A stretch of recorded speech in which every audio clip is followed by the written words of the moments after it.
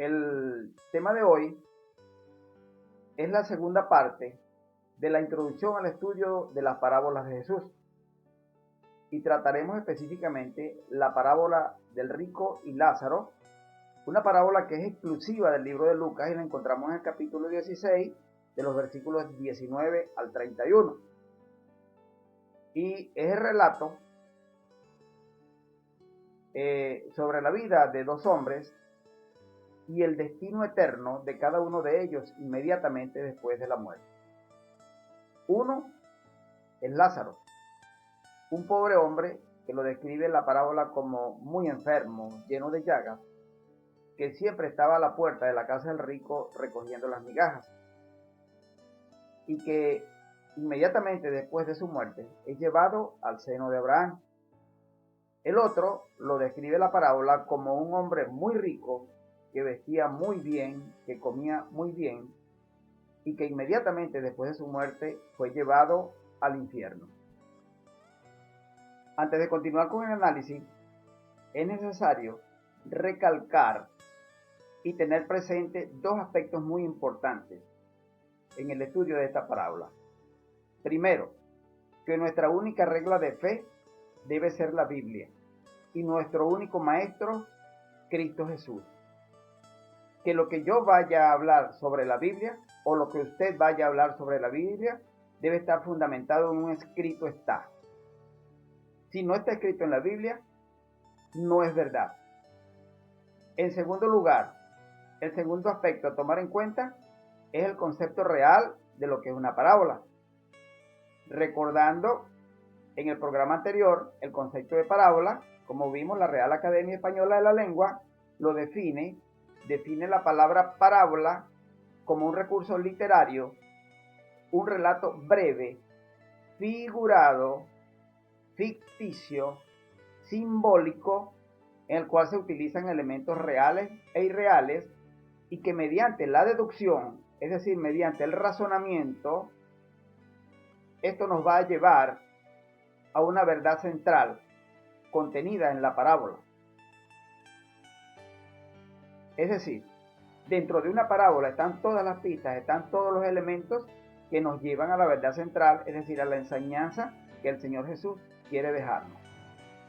En esta parábola están descritos una serie de detalles que nos permiten ver que el escritor bíblico apunta hacia un tipo de enseñanza que no tiene nada que ver con la vida inmediatamente después de la muerte, y que como todas las demás parábolas, esta presenta muchos elementos alegóricos, es decir, muchos elementos simbólicos.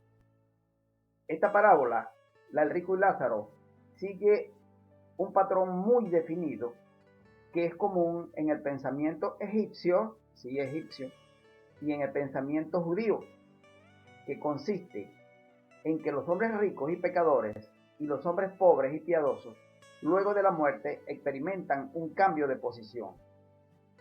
Esta parábola en realidad tiene su origen en Egipto, sí, es de origen egipcio y tiene su fundamento en la leyenda de un hombre llamado Bar Mayán, es decir, un egipcio. Y dicha leyenda fue llevada a Judea por los judíos provenientes del éxodo egipcio. Recordando era que el pueblo de Dios estuvo 400 años como esclavo en Egipto y, como es lógico pensar, adquirió muchas costumbres y muchas creencias de los egipcios que luego llevaron a su tierra. En cuanto a esta leyenda, ellos pasados los años la reelaboraron y la adaptaron a sus creencias y costumbres particulares. Y en los tiempos de Jesús, bueno, esta parábola estaba muy de moda y el Señor Jesús la utilizó, la reelaboró para dejarnos la enseñanza que hoy quiere que nosotros tengamos y la enseñanza que quiso darles a los judíos de su tiempo. La parábola del rico y Lázaro es un relato ficticio. Oiga, se ve un relato ficticio de un muerto que se arrepiente de sus pecados estando en el infierno. La Biblia no dice que después de muerto tenemos una segunda oportunidad de arrepentirnos allá donde estemos. No, la Biblia no dice eso. Yo prefiero creer lo que dice la Biblia. Si leemos Eclesiastés, capítulo 9, versículos 5 y 6, dice que los muertos nada son, que los muertos nada saben, que falleció su amor, falleció su odio, fallecieron sus emociones y no saben nada de lo que ocurre debajo del sol. En otras versiones dicen, y no saben nada de lo que ocurre en este mundo. Y en el libro de los Salmos 146:4 dice que cuando una persona muere, mueren también sus pensamientos. O sea que un muerto es incapaz de pensar. Si es incapaz de pensar, es incapaz de hablar. Por eso es que es preferible creer en la Biblia, no en doctrinas de hombres. Hermano, esto de las falsas doctrinas no es nuevo. En la Biblia leemos en Marcos, capítulo 7, versículos 6 y 7, que ya el Señor Jesucristo estaba luchando contra las falsas doctrinas que se estaban introduciendo dentro de la iglesia. Cuando dice, este pueblo de labios me honra, mas su corazón está lejos de mí. En vano me honran enseñando como doctrinas mandamientos de hombres. No es nuevo lo de las falsas doctrinas dentro de la iglesia. Mis hermanos, el cuadro que pinta esta parábola no es real. Y si usted cree que es real, entonces se va a ver en problemas al tratar de responder las siguientes preguntas. Pero oígase bien, tiene que responderla desde el punto de vista bíblico. Desde el punto de vista bíblico, no desde sus creencias personales. Pregunta 1.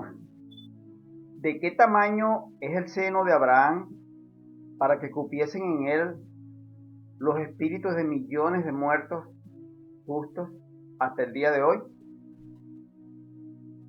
Pregunta 2. ¿No deberían estar estos muertos en el seno de Dios? 3. ¿Acaso se convirtió Abraham en un Dios gigantesco que en su seno cabe en el espíritu de todos los muertos? 4. ¿Es acaso Abraham el dueño del cielo, quien decide quién sale de él y quién no? ¿Quien decide quién resucita y quién no? 5. ¿Se deben dirigir a Abraham y no a Dios los seres humanos que imploran misericordia? Porque aquí vemos claramente que el rico está implorándole misericordia a Abraham, no a Dios. 6. ¿A dónde fueron las personas que murieron antes de existir Abraham? 7. ¿Está el seno de Abraham tan pegado al infierno que las personas que están a uno y otro lado pueden hablar tan fácilmente? Pero hay algo contradictorio, porque en la misma parábola dice que hay un gran abismo que separa a los que están del lado de Abraham de los que están del lado del infierno. Un gran abismo. 8. ¿Se gana el cielo por el solo hecho de ser pobre y enfermo? Pero la parábola no nos dice cuáles eran las cualidades espirituales que tenía Lázaro para haberse ganado el cielo. 9. ¿Se gana el infierno por el solo hecho de ser rico? Pero la parábola no nos dice cuáles fueron los pecados que cometió el rico. 10. ¿Tienen más valor los milagros que la palabra escrita de Dios? La pregunta viene porque el rico le implora a Abraham que resucite a Lázaro y que se lo envíe a sus hermanos para que ellos lo vean resucitado, para que crean y se arrepientan. Veamos lo que le contesta Abraham en cuanto a que si son más importantes los milagros que la palabra escrita de Dios. Abraham le dice, a Moisés y a los profetas tienen, óiganlos. Es decir, les está diciendo, a la Biblia tienen,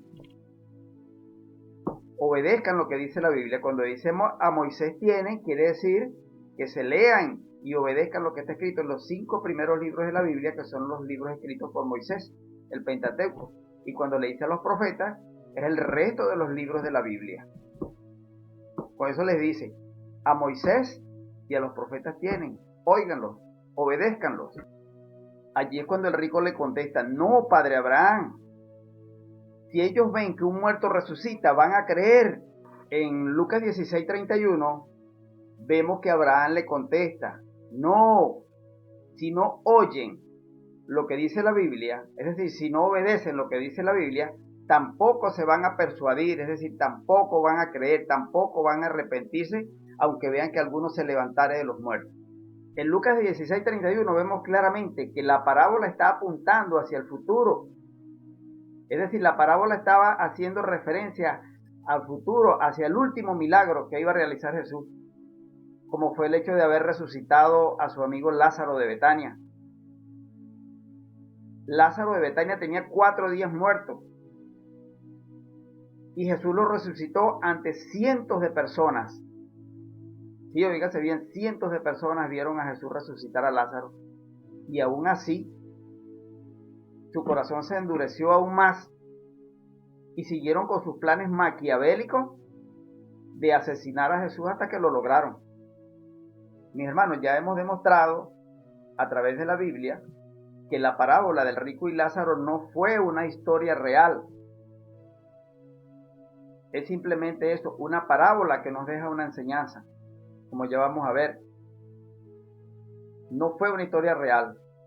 En la parábola se utiliza la figura de Abraham porque no podemos negar que Abraham fue un personaje único en la Biblia. Que Abraham es llamado el padre de la fe por su fidelidad a Dios, porque Abraham lo escogió Dios, porque Abraham escuchó las promesas de Dios, porque Abraham recibió las promesas de Dios. Pero Abraham fue un ser humano como cualquier otro ser humano. Abraham fue un individuo lleno de cualidades, lleno de virtudes, bendecido por Dios. Pero Abraham fue como todos los seres humanos, un ser lleno de defectos también, como lo demuestra la Biblia. Y que al final de sus días Abraham, dice la Biblia, que murió como mueren todos los seres humanos. Dice la Biblia que murió a la edad de 175 años. En Génesis 25, versículos 7 al 9. Dice que murió de muerte natural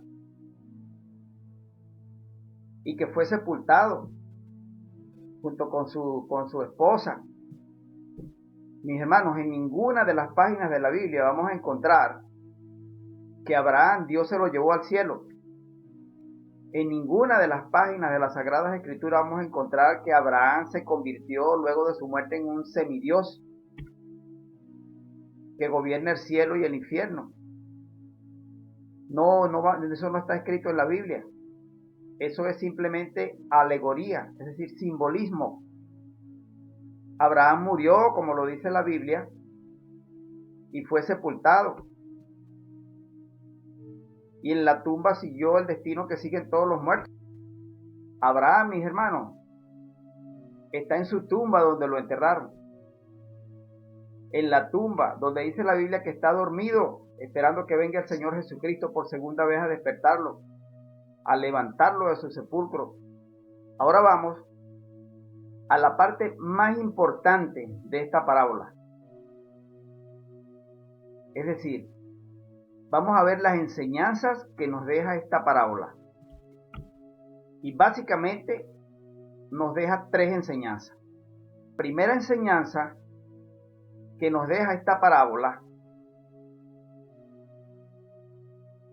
es que es en esta vida, es decir, mientras estamos vivos, es que podemos determinar nuestro destino eterno. Es que mientras estamos vivos es que podemos elegir salvación eterna o podemos elegir perdición y destrucción eterna. Eclesiastés 9:4, en la versión de la Reina Valera del 60, dice: pero aún hay esperanza para los que están entre los vivos. Y se dice, pero aún hay esperanza para los que están entre los vivos. En otra versión de la Biblia, en la traducción al lenguaje actual, dice que no hay mucho de dónde elegir, pero mientras tengamos vida hay esperanza. La segunda enseñanza que nos deja la parábola El rico y Lázaro es que después de la muerte no hay otra oportunidad de salvación. La Biblia lo dice muy claro, que después de la muerte no hay otra oportunidad de salvación. Como lo dice Eclesiastés 9, 5 y 6. Dice, pero los vivos saben que han de morir, pero los muertos nada saben. Falleció su amor, falleció su odio, fallecieron sus emociones y no saben nada de lo que ocurre debajo del sol. Otras versiones dicen, y no saben nada de lo que ocurre en este mundo. Y en Eclesiastés 9:10 dice, en el camino a la tumba, a donde vamos, no hay planes, ni hay conocimiento, ni hay sabiduría. Es decir, mis hermanos, que la oportunidad de salvarnos, la oportunidad de elegir es mientras estamos vivos. En cuanto al gran abismo, a esa gran cima de separación entre uno y otro lado, del que habla la parábola, ese gran abismo es el abismo de la desobediencia humana. Óigase bien, el abismo de la desobediencia humana. Y que es el propio hombre, por decisión personal, por libre albedrío, el que decide mantener o establecer esa separación entre Dios y él. Es el libre albedrío el que permite hacer esto. Es ese abismo, es esa desobediencia cuando se elige aceptar a Cristo como nuestro Salvador personal o cuando se elige no aceptarlo. Ese es el gran abismo de separación, la desobediencia. Lo mismo pasó a los judíos de su tiempo. La Biblia dice que a los suyos vino y los suyos no lo conocieron, es decir, no quisieron reconocerlo como el Mesías, no quisieron reconocerlo como el Salvador, no quisieron aceptar sus enseñanzas y no quisieron aceptar la oportunidad de vida eterna que les ofrecía el Señor Jesús. Así, mis hermanos, que espero que el tema haya sido de su agrado, internalícelo y conviértase en un agente multiplicador de las enseñanzas del Señor Jesús. Que Dios les bendiga.